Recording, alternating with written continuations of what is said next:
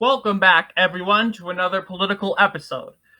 Today we'll be talking about the results of the Minnesota gubernatorial primaries that happened like a week ago, Tuesday, August 9th. Um, it was also the election the first election I got to vote in. First off, who won, who didn't. So Waltz, first off, easily got re-nominated as we thought he would. Once again, he got seized 97% of the popular vote.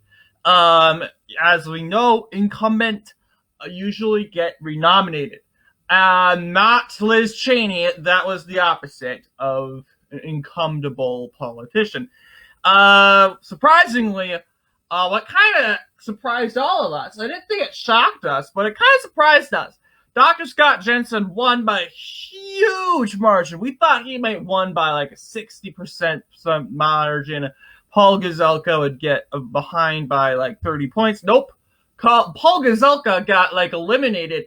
And Jensen took it all home. He seized 87 or 89% of the popular vote in the primary. That probably is the highest margin in this 2022 primaries, especially at least in the Midwest when it comes to a non-incumbent candidate. So today we're going to go over these results. These are predictions. Once again, we have like 3-ish months before the actual election in November, which I am looking forward to vote in. And I'm kind of curious, will these election results, is this the election results? Well, see if, like, once the election results come out, we'll see if we can compare them to my, to this video once the election is finished. So let's get started. First off is the gubernatorial election. That election is going to be close. Like I said, I knew it was going to be close. WCCO has reported that around Jensen is only behind Waltz by 4 points, while the rest, and then Waltz is up ahead of him 4 points. But in the end, Jensen, he is actually doing a really, really good job campaigning, better than Jeff Johnson did in 2018 and 2014. He's getting a lot of support. He is currently in Mankato.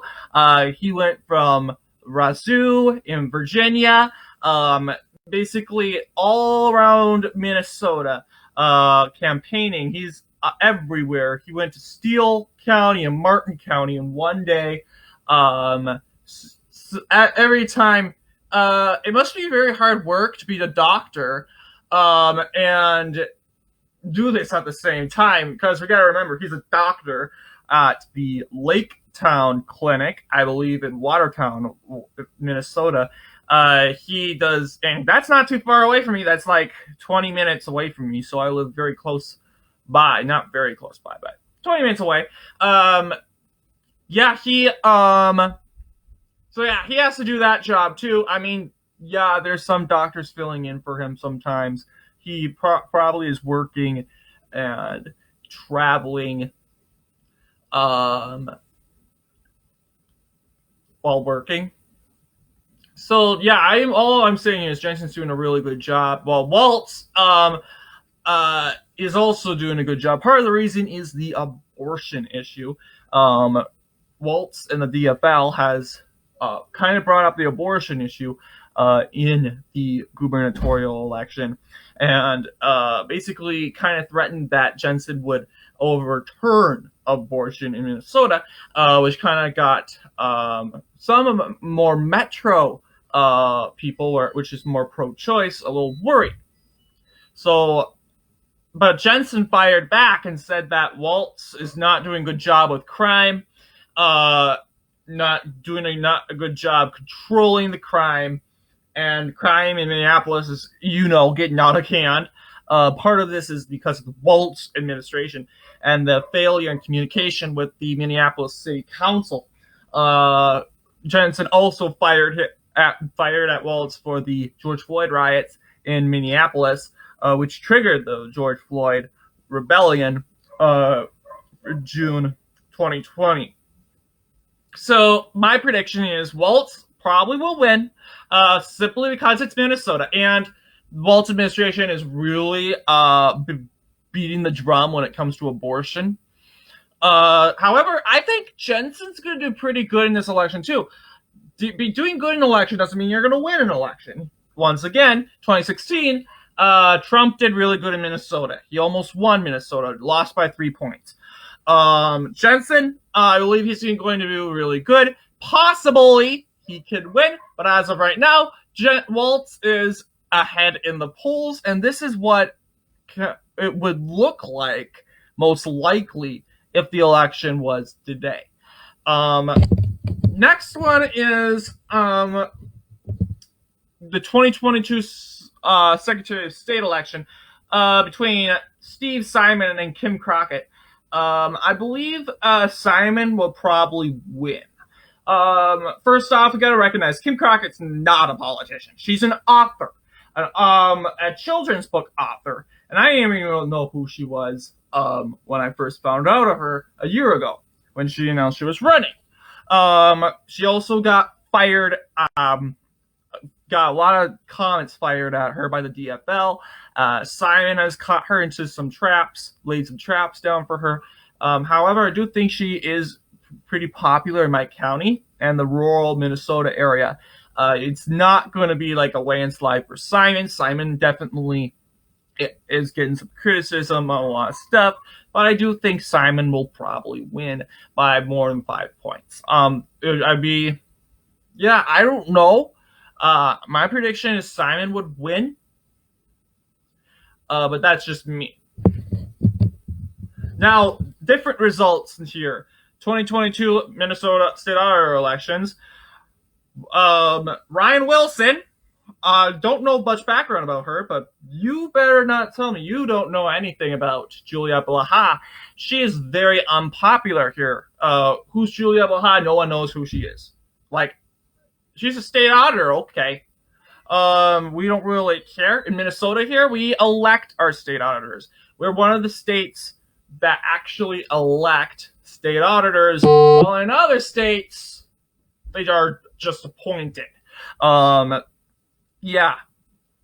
So Minnesota state auditor election, Julia Blaha is incumbent, but Ryan Wilson, as we speak, is actually doing really good. He's getting a lot of followers. Julia Blaha has not stepped out and campaigned at all. I have not seen any Julia Blaha signs out. I have seen no ads of Julia Blaha. I've seen absolutely none. That leads me to think, is she actually running in this election? And watch this. Someone comments down on the video below and tells me that she's not running, and then now I'll have to make this video again. Thank you, thank you for the person that actually tells me that. Blaha. I do not see her winning. She's definitely unpopular. She'll probably lose by 2 points. Still a good margin, but I do think Wilson will probably win the state auditor election. Most of the biggest win, most likely, Republicans are looking really good in the attorney general election in Minnesota. We have Jim Schultz. Schultz is actually starting to launch some ads. And more than Jensen. Jensen's not really launching ads yet, but Schultz is starting to launch the ads. Allison hasn't done anything. He hasn't really. He's like Blaha. He for sure we know is running. He hasn't really stepped out and campaigned. None of them really have. The Democrats really haven't stepped out. It's pretty easy for them. They don't really have to do it that much because they're incumbent, number one, and number two, it's a blue state. So they do have high chances. All I gotta say is you gotta go out and campaign. Seriously, you gotta get the people riled up. Otherwise, no one's gonna vote for you. So, Ellison, is definitely very unpopular. He got huge backlash during the George Floyd riots because he's the attorney general. Um, the attorney general who works with the law and works with you. I don't have to explain the attorney general stuff, but yes, I know the police and the all that stuff is also the governor's job. Ellison has a special role in it. Yeah, and that is it. Those are my predictions. Yes, Schultz will probably win by 4 points. Yeah, Ellison barely even got in 2018. He proved himself very unpopular, and today he's pretty unpopular even now. I'd be surprised to see him winning, even when he's very unpopular and he hasn't done any campaigning. Yes, I saw some signs out for Ellison. Yeah, but we have no campaigns or no rallies. We need that in order to win an election. So far, the GOP actually is doing a lot of rallies. Jensen is the number one candidate that is doing the rallies. And I'd say Kim Crockett's the second one that's doing the rallies. Schultz is going around Minneapolis and more metro areas trying to get his name out. Ryan, he's getting sponsored by different businesses. Yeah. So yeah, they're doing more campaigning. Yeah. Otherwise, the Democrats, I think they'll do good in Minnesota, but I also think the Republicans are going to do good in Minnesota because I know it's a red wave. Yeah, so that red wave is going to affect Minnesota in some way. Yes, will it take out the governor? I don't know. Will it take out some people in office? Yes. Yeah. It's going to kick out some people in office, mainly Democrats. Mostly, I think New York would be safe, and Rhode Island, Massachusetts, more of the big blue states would be safer. But more moderate states like Minnesota, Nevada, Wisconsin, Michigan, Pennsylvania, yeah, they'll probably get some. We're gonna get some falling out of their seats. So that is it for today. Let me know what you think in the comments. Anyway, that is it, and I'll upload more content like this. Hopefully every week, once every week, or every once I have time. We'll see. All right, I'll see you guys later.